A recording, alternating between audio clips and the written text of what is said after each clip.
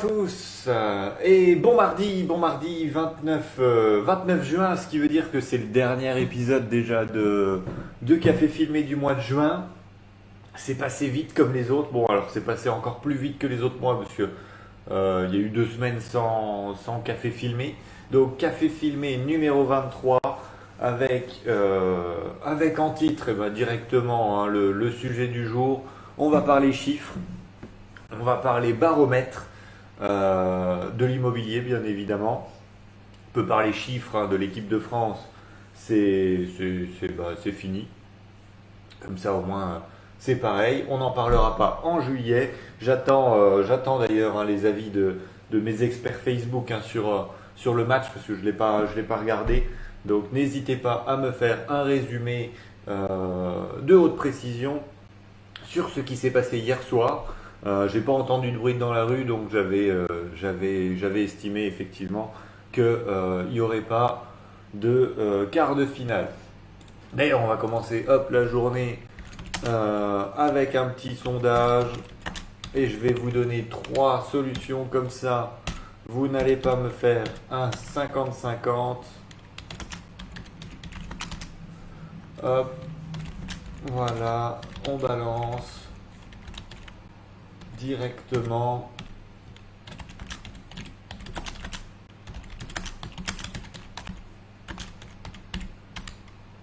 Comment allez-vous, hein? N'hésitez pas à me dire comment vous allez pendant que je saisis la dernière option ici. Voilà, c'est tout simplement. On enregistre, on envoie directement le premier sondage. Tac. Il va apparaître dans quelques secondes sur vos écrans. Et puis je vous laisserai voter pendant qu'on discute de notre sujet du jour. Oui, le sujet du jour, donc les chiffres de l'immobilier. J'ai été un peu bombardé cette semaine de plein de baromètres. Plein. Tout le monde m'en a envoyé. Tout le monde m'en fait part. Je les ai lus. Alors moi personnellement, sur les 2 dernières années, j'ai l'impression que le prix de l'immobilier a augmenté de 50%. Donc c'est bien d'avoir des chiffres. Une fois qu'ils ont passé l'année, en plus on a des vérifications par rapport au notaire, par rapport aux vraies transactions, les différences entre les prix affichés et les prix vendus, les prix signés. Donc je ne sais pas, c'est 6 mois de l'année. Je pense ça y est, on est arrivé à la moitié de l'année 2021. On m'envoie les premiers bilans pour savoir ce qui s'est passé. Je pense que c'est pour ça qu'on les a envoyés. Donc trois barèmes sur 3 articles différents. Le premier ce sera Capital, le second Boursorama et le troisième c'est un document PDF, comme ça au moins ils l'ont bien fait complet. Bon, il est sur mon ordi donc je pourrais pas vous le mettre en lien. Les 2 articles je vous les mettrai en lien. C'est Se Loger. Se Loger qui nous a fait un bel article avec le baromètre sur les derniers mois, le baromètre du mois de juin. Alors, on va commencer tout de suite. Hop, je vous envoie directement le lien avant de vous montrer l'article. Donc, Capital. Ouais. Voilà, hop. Capital, comment ont évolué les prix depuis la fin du premier confinement. Donc effectivement, ils le disent là, c'est vraiment, c'est de juin à juin. Donc effectivement, ça fait un an et c'est la fin du premier confinement. C'est peut-être aussi du coup par rapport à ça. En moyenne, parce que ça commence directement, c'est ça que j'aime bien avec Capital. On va pas vous faire une introduction qui va présenter le contexte. Non, c'est directement, boum. La FNAIM nous annonce que les prix ont augmenté de 5%. On est loin de mes 50%. Voilà les chiffres communiqués par la FNAIM. La hausse des maisons de 5,2 sur la France entière, 6,1 sur l'Île-de-France. Les appartements 5% sur un an. Au mètre carré, bien évidemment. Et en Île-de-France, 3,5 sur un an. Hors région parisienne, 6,4. Donc ça, c'est ce qu'on avait vu au fur et à mesure de l'année, hein, et même depuis le début de l'année. On l'avait vu, les prix à Paris se sont tassés. Pour certains, ont baissé un peu. La location a également baissé, hein, les prix au locatif ont baissé cette année. Et donc, effectivement, on est à 6,4 d'augmentation si on ne compte pas la région parisienne, et 3,5 sur l'île de France. Oui, j'ai fait la phrase à l'envers dans ma tête. On a des hausses bien évidemment différentes à certains endroits. Alors on cite pas Nancy, hein, on cite même pas, je crois, le Grand Est, peut-être Strasbourg, mais dans cet article, non, on voit pas. Si, il y aura Strasbourg, mais il n'y aura pas le reste, il n'y aura ni Nancy ni Metz. Les plus fortes hausses, les plus rapides, c'est Dijon. Alors, ils partaient de loin peut-être, hein, et les gens se sont rendus compte que non, finalement, Dijon, c'est pas si pourri que ça. C'est une ville quand même, pourquoi c'est pas cher? Et les gens peut-être ont rattrapé un peu. Rennes, Ajaccio, Rouen, plus contenu à Toulouse et Lille, Bordeaux également, et puis donc Paris sur moins 0,9. Donc on est à 3,5% en Île-de-France, on est à moins 1 à Paris pour les appartements. Alors moins 1% à Paris, hein, c'est du coup 1000 euros du mètre carré qui baisse. Alors que plus 6,2% à Dijon, là on va regarder vite fait. On regarde sur quoi? Sur Se Loger ou sur Le Bon Coin? Allez, sur Le Bon Coin. La prochaine fois, on regardera sur Se Loger. On va chercher. On n'accepte pas. Dijon.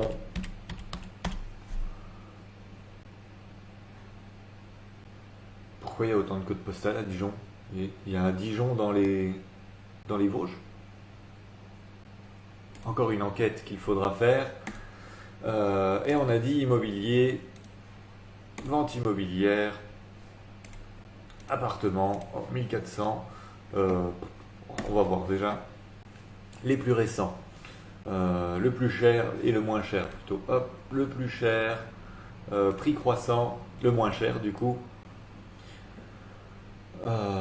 C'est du viager bien évidemment. Studio 3300. Ah oui, c'est pas au mètre carré le plus cher et le moins cher. On a un 1500 ici, 1000, 4000. Quand on connaît pas les quartiers, ça sert à rien de regarder des prix, hein. Si vous vous installez dans une ville que vous ne connaissez pas, appelez un professionnel. Et aujourd'hui, ça m'étonnerait que j'ai un expert de Dijon qui soit devant moi. Donc on a dit plus récente, 2003, 3000, 3000, 1200, 4008, 3008, 3005. Donc oui, les prix au mètre carré sont très vastes. Alors ça servira pour la suite de la vidéo, hein, parce que à chaque fois dans les baromètres, on vous met une moyenne. Là, vous voyez, on est entre 1200 et 4000. Donc, la moyenne pour une ville, hein, pour un code postal. Les moyennes, c'est sympa, mais bon, ça reflète pas vraiment la réalité à notre niveau. Mais bon, si on est à 3000, une hausse, hop là, que je retourne sur le bon article, je vais pas vous spoiler la fin. On est sur une hausse, on a dit, de 6%, hein. 6% sur 3000 euros du mètre carré. C'est pas la même chose que moins 1% sur 10 000 euros du mètre carré. Donc la baisse à Paris, effectivement, moins 1%, déjà c'est exceptionnel d'avoir une baisse. Et puis surtout, oui, 1% sur 10 000 euros au mètre carré, ça fait 1000 euros le mètre carré. Non, ça fait 100 euros le mètre carré. On est d'accord, 1%, 10 pour 1000, 100 pour 10 000. Donc 100 euros de baisse au mètre carré, que je raconte pas de bêtises. Dès le matin, c'est difficile, hein, les mathématiques. bonjour aux troisièmes qui sont en train de passer le brevet, je crois. C'était peut-être hier le brevet de mathématiques. J'aurais peut-être dû passer l'épreuve pour refaire mes calculs de base sur les pourcentages. On a, comme d'habitude, le petit tableau de capital avec très peu de villes. Donc Strasbourg 3,7. Voilà. D'augmentation sur les appartements. Et c'est tout ce qu'on aura pour le Grand Est. Il n'y a que Paris qui est en baisse, Toulouse, petite hausse. On peut dire que ça stagne du coup à 1%. Et donc Dijon, très forte hausse. La Bourgogne. Alors, est-ce que la baisse à Paris, baisse du tourisme, baisse du coup des locations saisonnières, les Airbnb, on avait vu en plus changement de législation, enfin, pas changement, mais euh, respect de la législation par rapport aux locations touristiques. Est-ce que les baisses, c'est par rapport à tout ça? Probablement, parce que si on habite à Paris, c'est pour ce qu'elle propose, donc les musées, les cinémas, les théâtres, les spectacles. Euh, Quand on est confiné pendant un an et qu'on s'aperçoit qu'il n'y a rien du tout, effectivement, on va voir ailleurs. On a une fuite professionnelle au niveau des emplois, les cadres se mettent au vert. Le télétravail qui doit être utilisé à son paroxysme à Paris, puisque bon, à Nancy, j'imagine que le télétravail, c'est au lieu d'aller au bureau, vous restez chez vous, ça vous fait économiser 15-20 minutes de route. Et parisien, télétravail, c'est je déménage à Nantes, je déménage au Mans, et j'habite au Mans et je travaille au Mans dans mon entreprise qui avant était à Paris, enfin qui est toujours à Paris, et moi je vivais à Paris pour ça. Plutôt comme ça le télétravail, donc effectivement on a une baisse des prix parce que il y a moins de monde. J'avais vu un autre article, hein, Paris est toujours plébiscité, mais pour les moins de 25 ans, je crois. Après, bon, on s'en va. Voilà donc pour les chiffres. Donc les chiffres, somme toute, assez timides et puis pas très, enfin pas très détaillés, on va dire. Le second article, Boursorama. Hop là. On passe directement sur Boursorama. Et là, on se focalise sur les appartements, mais sur les prix par rapport aux étages. Donc, c'est pas vraiment un baromètre, c'est pas par rapport à l'année dernière, mais c'est plutôt est-ce que le premier étage coûte plus cher qu'un deuxième étage ou l'inverse? Quelle est la décote d'un rez-de-chaussée par rapport à un sixième étage? Quand il y a un ascenseur, quand il n'y a pas d'ascenseur? C'est Boursorama qui a décidé avec NewsGen de nous faire cet article sur les valorisations de chaque étage des immeubles. Donc là, on part effectivement. La décote d'un appartement change selon l'étage, donc dans le même immeuble, avec ou sans ascenseur. Les logements du cinquième sont les plus cotés quand il y a un ascenseur. Quand il n'y en a pas, ce sont le troisième étage. Et là aussi, du coup, c'est le genre d'étude moi que j'aime bien parce qu'effectivement pour des investissements sans ascenseur j'aurais plutôt dit le deuxième. Vous m'aurez demandé avant que je lise l'article. Pour moi effectivement si vous voulez faire un investissement que ce soit locatif ou du coup de l'achat-revente, sans ascenseur, bon troisième c'est pas mauvais, hein, je le déconseillais pas. Par contre effectivement à partir du 3, au-dessus du troisième, ça devient un élément bloquant quand on fait des visites, que ce soit pour de la vente ou pour du locatif. Et, mais j'aurais peut-être plutôt dit effectivement deuxième étage plutôt que troisième étage. Alors, à savoir que je crois que l'enquête n'est que sur Paris. C'est pas indiqué dans l'article. C'est pas indiqué dans l'article là, mais cette enquête se focalise sur Paris. Donc, plusieurs choses à nuancer par rapport à Nancy, mais même si Nancy, on trouvera certains immeubles qui sont comme Paris finalement, mais c'est que au final, à Paris, on va prendre énormément d'immeubles qui ont été construits dans les mêmes périodes, de la même façon, ou alors avec le même esprit. Et là, pour le coup, hein, on connaît surtout les immeubles haussmanniens. Et les immeubles haussmanniens étaient construits chaque étage était construit par rapport aux personnes qui allaient y habiter.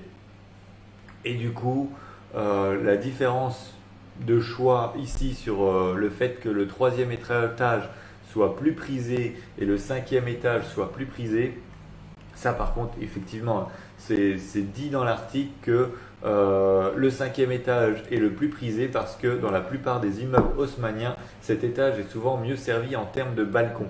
Donc les cinquièmes étages ont les balcons et les troisièmes étages, ça vous pouvez le voir même sur Nancy Centre, vous pouvez voir qu'en fait les étages ne font pas les mêmes tailles dans les vieux bâtiments. Parce qu'effectivement, il y avait les familles nobles, les familles riches qui vivaient à certains étages et les servants, d'où d'ailleurs le terme de chambre de bonne quand on est dans les combles, hein, parce que c'était vraiment la bonne qui vivait dans cette chambre. Du coup, les combles sont plus petits et certains étages sont plus grands que d'autres. Donc, est-ce que le troisième étage sans ascenseur, c'est par rapport à une question de hauteur sous plafond par rapport à un deuxième étage? Peut-être, étant donné qu'on est à Paris. Sur un immeuble neuf, du coup, deuxième ou troisième étage, sur du récent, tout du moins pas du neuf, hein, parce que depuis les années, enfin, on a sur Nancy des immeubles des années 70, c'est tous les mêmes. Si la surface est la même, parce on a des immeubles pareil, les typologies d'appartements sont différents selon les étages, avec des grands appartements au rez-de-chaussée au premier étage et plutôt des studios d'étudiants sur les derniers étages. Donc ça, on en trouve encore, hein. On en a, on en trouve encore, oui, parce qu'ils n'ont pas été détruits. Par contre, on a aussi des résidences où effectivement, on a 5 étages qui ont été construits de la même façon. Tous les appartements sont les mêmes. L'entrée gauche et l'entrée droite, c'est les mêmes, c'est juste des miroirs avec la cuisine à gauche et la cuisine à droite en rentrant. Mais sinon, c'est tous les mêmes, toutes les mêmes surfaces dans beaucoup d'immeubles. Donc, à voir si effectivement à Nancy, les typologies d'appartements sont les mêmes que sur Paris. Et donc, Nicolas nous dit le second étage est le mieux à Nancy. Maxi pour les escaliers est celui qui a les plus hauts plafonds. Donc voilà, à Nancy, si vous voulez des grosses hauteurs sous plafond, ce sera le deuxième étage. À Paris, a priori, c'est le troisième. Et effectivement, cinquième, 6 balcons, mais à Nancy, cinquième avec ascenseur, avec balcon, sur de l'ancien. Bon, pas sûr qu'on ait autant de différence en tout cas qu'à Paris, et puis surtout autant d'immeubles à Paris que ça. Parce que je vois bien, oui, la rue de Serre, hein, qui a ce type d'immeuble. Sur Anatole France, on a également ce type d'immeuble. Mais très peu de cinquième étage avec ascenseur et avec balcon. Et pour du récent, effectivement, deuxième étage, bon, si c'est le même que le troisième, s'il n'y a pas de différence de plafond, de luminosité, parce que c'était ça aussi, hein, le troisième étage, il soit généralement plus lumineux et reste plus ou moins accessible pour les moins sportifs d'entre nous. Alors c'est vrai que entre un troisième et un quatrième étage, le quatrième, on arrive plus essoufflé, alors que troisième ou deuxième, il y aura moins de différence. Mais donc la différence de luminosité, encore une fois, je pense qu'on est vraiment dans le contexte de Paris où les immeubles sont peut-être plus rapprochés. Et du coup, si vous êtes au troisième étage, le soleil va passer. Enfin, c'est pas qu'ils sont plus rapprochés, c'est que s'ils sont plus hauts, si effectivement ils font tous 6 étages, même en été, le soleil aura du mal à passer par-dessus l'immeuble de votre voisin et à éclairer le deuxième étage, alors qu'au troisième étage, vous aurez plus de lumière. À Nancy, on a moins ce souci là. Soit les rues sont grandes, soit effectivement le voisin n'a pas 6-7 étages. En tout cas, ce sera du cas par cas. je suis au deuxième étage et j'ai le soleil toute la journée. Ça, il n'y a pas de souci. Enfin, pas aujourd'hui, hein, on est d'accord. J'ai le même temps que vous. J'ai la météo qui m'annonce de l'orage depuis 15 jours. Peut-être qu'on aura de la pluie, peut-être qu'on n'en aura pas. Mais bon, on n'a pas le soleil en tout cas. Donc, si c'est pour la luminosité, à Nancy, ça ne se répétera pas. On n'a pas cette différence de luminosité entre le deuxième et le troisième. Donc, à mon sens, les prix entre le deuxième et le troisième, je suis d'accord pour le coup pour dire que le troisième, ça dérange pas plus. Donc, on peut tirer le même prix. Est-ce qu'il y a une légère décote ou une légère surévaluation entre les deux étages? À Nancy, ça m'étonnerait. Et donc, oui, avec ascenseur, même chose, effectivement, on n'a pas cette plus-value de dire ah bah oui, si je suis au cinquième, j'ai plus de balcons. Parce que la plupart des appartements, des immeubles seront relativement récents à Nancy. Donc, si balcon il y a, c'est balcon pour tous les étages. Et du coup, peut-être qu'avec ascenseur, on va privilégier le quatrième étage. Ça, pour le coup, il faudrait que je regarde le DVF à Nancy pour voir si dans un même immeuble, il faudrait qu'il y ait plusieurs transactions la même année, parce que sinon forcément, il faudra utiliser aussi les baromètres pour savoir si les prix auraient été les mêmes ou pas, pour faire des différences. Très difficile s'il n'y a pas assez de points de comparaison. Du coup, les chiffres quand même. Alors, à partir du quatrième étage sans ascenseur, ça décote de 0,2. Donc par rapport au troisième, hein, parce que le troisième étage se vend 0,6% de plus par rapport au deuxième étage. Le quatrième, donc décote. J'avais lu l'article, le fait de ne pas lire la phrase en entier, des fois ça me perturbe. Donc dans le second cas, donc sans ascenseur, l'étage le plus recherché est le troisième avec un prix supérieur de 0,6% par rapport au deuxième étage. La référence, d'accord. Donc notre base c'est le deuxième étage. Le quatrième étage donc décote de 0,2 par rapport au deuxième étage et 0,9 le cinquième. Et par contre, après, un sixième étage, forcément, quand il n'y a pas d'ascenseur, là, hein, on atteint une décote de 2,6%, toujours par rapport au deuxième étage. Donc, on rajoute 0,6 par rapport au troisième étage. Financièrement, c'est donc cet étage qui est le plus intéressant pour les acheteurs. Oui. Alors, bah oui, mais du coup, ce sera aussi le moins agréable, hein. C'est pour ça, justement, qu'il décote. Sinon, il serait au même prix. Et donc là encore une fois, hein, ce terme de chambre de bonne, si le sixième étage c'est le dernier, sixième étage sans ascenseur, vous êtes dans les combles. Donc il n'y a pas que les ascenseurs qui vont poser problème, hein. Vous êtes sous la toiture, il risque de faire très chaud en été. Il n'y a pas forcément des grandes fenêtres, même on a la photo hein, ici avec des grandes fenêtres. Voilà, hein, si rez-de-chaussée, premier, deuxième, troisième, quatrième. Donc si là on commence à voir un petit Velux, bon le sixième étage, il n'y a pas l'ascenseur, il n'y a pas de fenêtre, ah ça vous aurez de la luminosité, hein. Le jour où le soleil passe par-dessus votre Velux, ça va piquer. Et donc avec ascenseur, le cinquième étage, le plus prisé, premier étage la décote est de 3,5.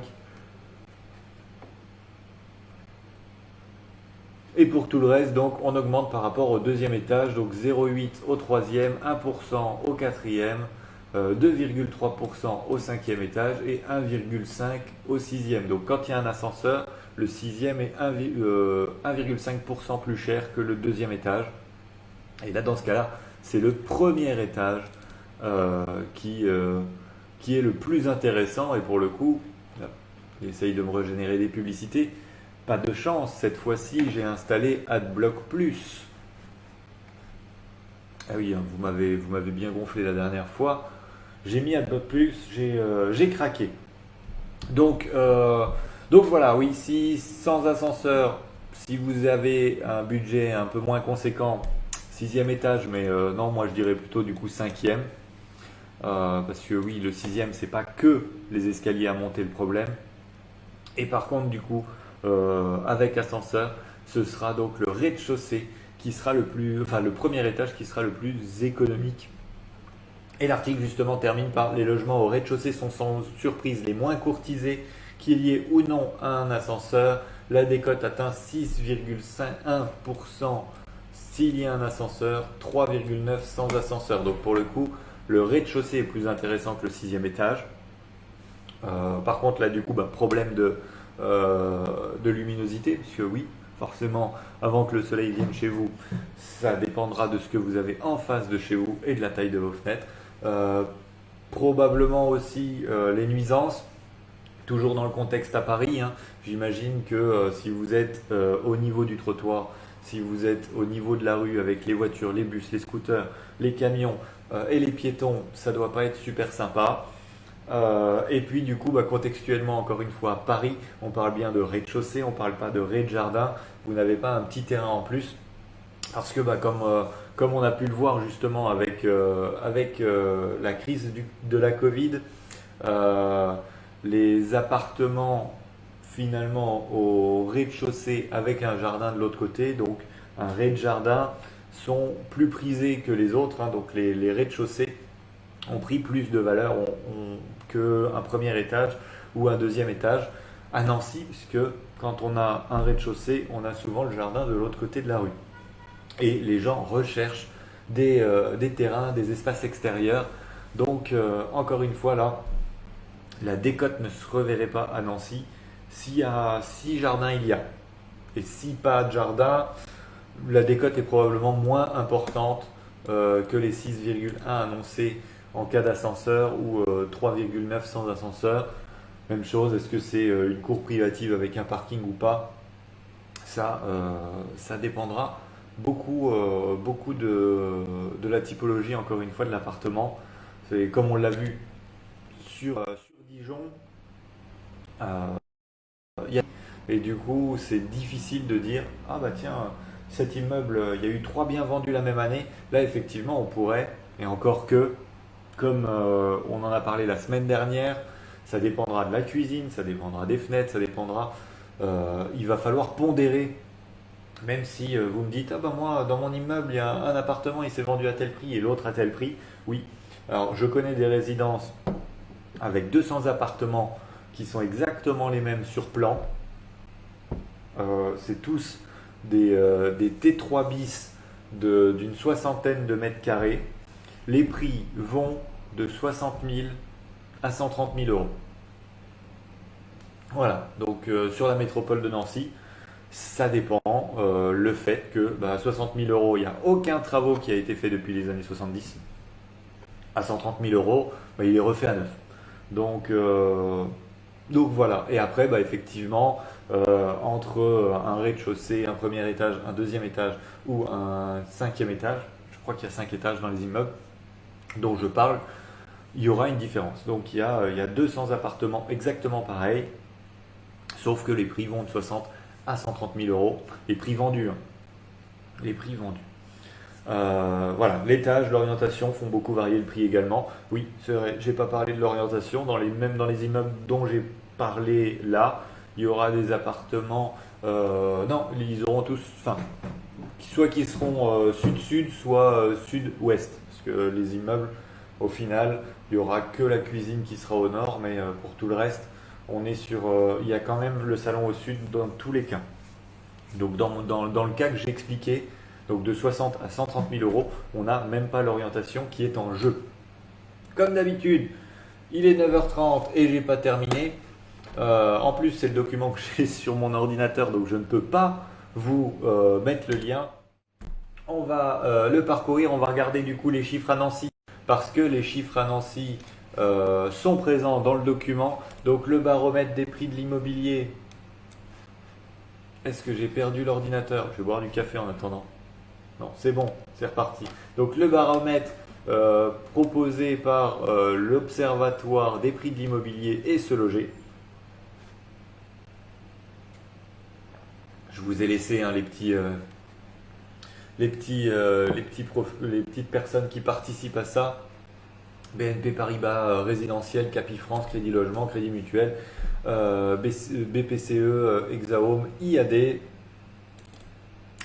la Banque Postale, Optimum, Safety et Sogeprom.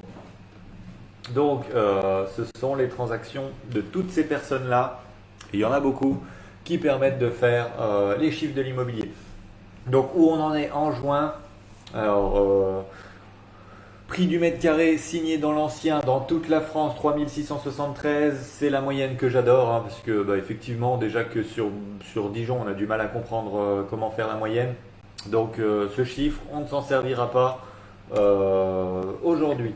3,8% de négociations dans toute la France, grande disparité de marge entre les régions.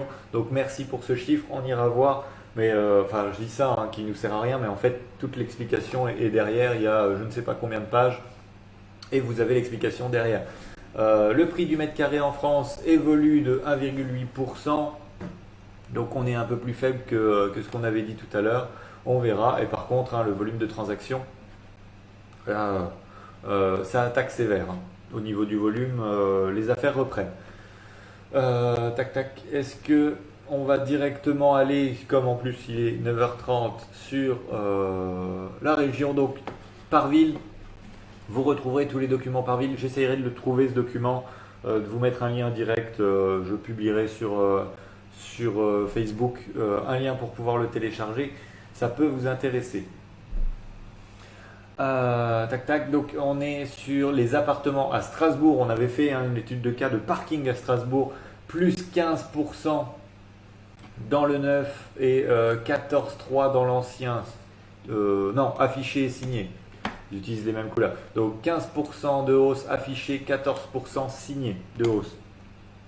C'est assez violent.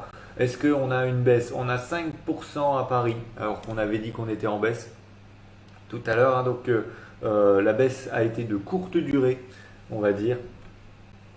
Et donc le prix des appartements dans 124 villes, on va trouver Nancy. J'ai triché parce que j'avais déjà regardé tout à l'heure. Hop, heureusement que je lis mes documents. Lorraine, Meurthe-et-Moselle, Nancy, on est à 2470 € du mètre carré en moyenne. Une augmentation de 8,7%. C'est quand même énorme. On a des endroits à 12%. Metz, vous êtes à plus 17,9%. C'est complètement fou. Donc du coup, pour le coup, Metz a dépassé Nancy, 2590 €. Donc Metz est plus cher que Nancy. 17,9% d'augmentation sur un an et 8,7% d'augmentation sur Nancy. Est-ce qu'on a Dijon là-dedans? Ça doit être dans les D. Hop, les D. Dijon, voilà, on est à 2700 € du mètre carré, plus 4% d'augmentation. Dijon est plus cher que Nancy. Ok. Eh bien, j'arrêterai de me moquer de Dijon. Voilà. J'en avais l'aperçu quand j'étais sur le Bon Coin. C'est vrai que les tarifs piquaient un peu. Donc, on a Niort qui est encore peu cher. On a quoi? On a Cholet. On a Béziers. Béziers, c'est une belle ville pourtant. Saint-Étienne, bon ben voilà, Saint-Étienne, 1500 € du mètre carré. Perpignan, dis donc, Perpignan, je les voyais au-dessus quand même. Enfin voilà, des chiffres très disparates, et Pantin, et puis Neuilly-sur-Seine, 12 000 en moyenne. Ça doit être la cité de Neuilly-sur-Seine qui est à 12 000. Ça doit piquer. Paris, je le passe vite. Marseille aussi. Lyon, pareil. Les prix dans les métropoles. Et Nancy est une métropole. Donc là, c'est la métropole. Donc c'est pas Nancy. Ça comprend Laxou, ça comprend Saint-Max, ça comprend plein de choses. Eh bien, métropole de Paris, ça y est. C'est là où c'est en baisse, mais pour les maisons. Et pour la métropole de Nancy, donc pour un appartement, on a une hausse de 3,6% et 4,1% pour les maisons. Donc j'ai des recherches acquéreurs. Certains ont du mal à trouver depuis pas mal d'années. J'ai des acquéreurs qui me disent mon budget a un peu augmenté, mais effectivement les maisons aussi augmentent. On est dans une situation qui est difficile pour les acquéreurs pour trouver un bien correct qui leur plaît, parce que pas correct mais qui leur plaît. parce qu'on a quand même des biens qui sont un peu plus rares qu'habituellement, hein, depuis un an. Et puis les prix continuent d'augmenter, hein, c'est la cavalcade. Il y a Strasbourg, si effectivement là, qui corrige pas mal, à 7,1% de baisse. Grenoble, moins 9%. Donc quand on parle des 1% de Paris, apparemment voilà, hein, Strasbourg, c'est les maisons ont très peu la cote, par contre donc les appartements plus 14%.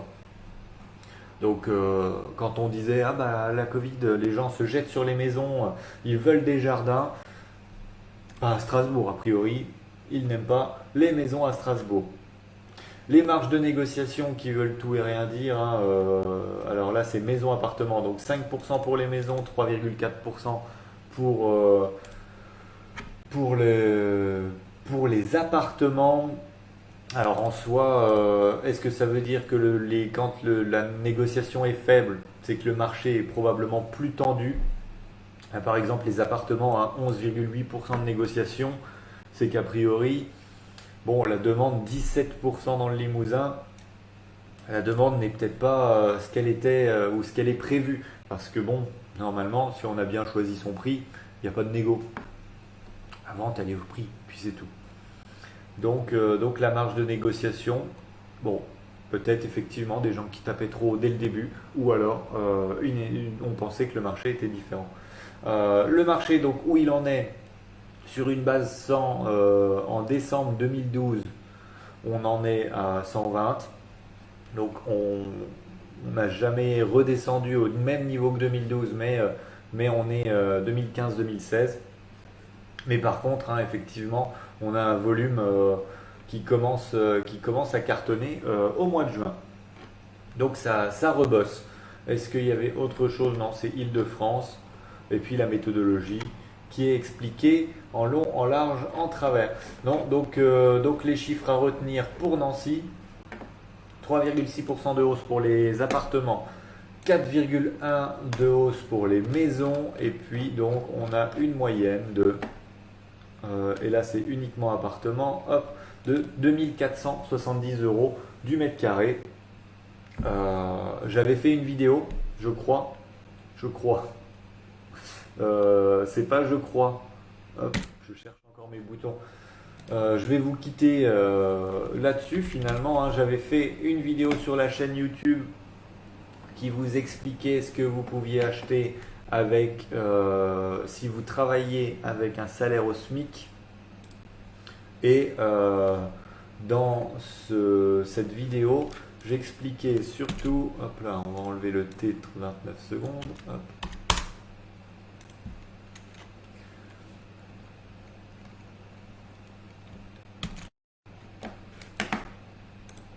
Voilà. Donc dans cette vidéo, hein, on avait expliqué effectivement ce que vous pouviez, enfin j'avais expliqué ce que vous pouviez acheter si vous étiez payé avec un SMIC. Et je vous laisse regarder la vidéo hein, quand vous aurez le temps, elle dure 3 minutes. Mais dans cette vidéo, on avait encore une fois insisté sur le fait que une moyenne, c'est bien sympa, hein, 2400 euros le mètre carré, mais qu'il fallait donc prendre en compte le quartier, la localisation, hein, et puis la surface, parce que plus les surfaces sont petites, plus les mètres carrés sont chers. Et après, bien évidemment, les prestations proposées dans l'appartement, entre un appartement vide, un appartement avec cuisine équipée, avec des fenêtres et tout ce qu'on a dit au fur et à mesure des émissions. Donc le 2400, ne commencez pas à venir me voir, oui mais là pourquoi votre appartement il n'est pas à tel prix, il fait 100 mètres carrés, ça devrait être 247 000 euros, parce que j'ai vu le chiffre. Il y a des gens hein, qui font ça. Ne soyez pas ces gens-là, s'il vous plaît. Et puis voilà, c'est tout. Je le répéterai jamais assez. Hein. C'est tout, oui et non. Donc effectivement, le résultat du sondage, eh bien, vous êtes à 100% ici. Donc personne n'est en vacances, personne n'a la gueule de bois du match de foot, ça c'est très bien. Ou alors ceux qui sont en vacances et en gueule de bois n'étaient pas présents, j'ai même pas regardé combien vous étiez aujourd'hui, n'étaient pas présents pendant le live, c'est tout. C'est peut-être ce que ça veut dire. Donc ceux qui sont ici ont effectivement voté qu'ils étaient ici, les autres n'ont pas voté. Ça ressemble à une autre élection, ça. Coïncidence? Je ne pense pas. Mais du coup, en tout cas, vous êtes 100% à être ici. Ce sont les chiffres que nous garderons en tête. Donc, je pourrais utiliser ce chiffre. Voilà, 100% des personnes qui ont voté sont ici. Et ça, c'est bien. C'est bien. C'est fini pour aujourd'hui. Qu'est-ce que vous en pensez? Il est 9h40. On a dépassé de nos 10 minutes habituelles. En fait, c'est ça. Hein. Je pense qu'il faut que je reste sur le fait que je dise ça dure 30 minutes, je termine à 9h30, puis en fait, on termine pile poil, toujours à 9h40. Ce sera le plus simple. Eh bien, comme d'habitude, cette vidéo, vous la retrouverez sur YouTube demain après-midi. Du coup, vous avez le lien vers une vidéo YouTube dans les commentaires. N'hésitez pas à cliquer dessus pour aller directement sur la chaîne YouTube.